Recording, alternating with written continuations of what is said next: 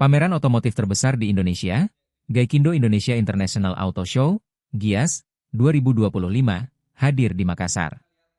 Tahun ini, gelaran GIAS Makassar menghadirkan skala yang lebih besar dan berlokasi di venue baru, Sumarekon Mutiara Makassar Convention Center, SMMCC.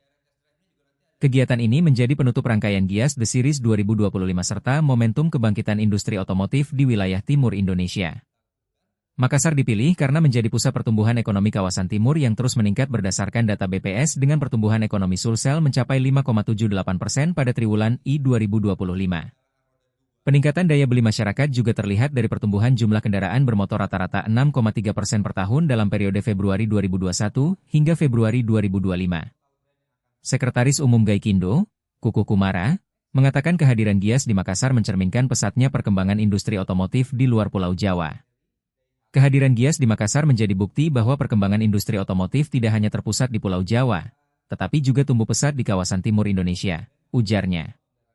GIAS Makassar 2025 akan menghadirkan 14 merek kendaraan serta 11 brand industri pendukung dengan pengalaman pameran yang ditingkatkan melalui venue baru yang lebih luas dan representatif.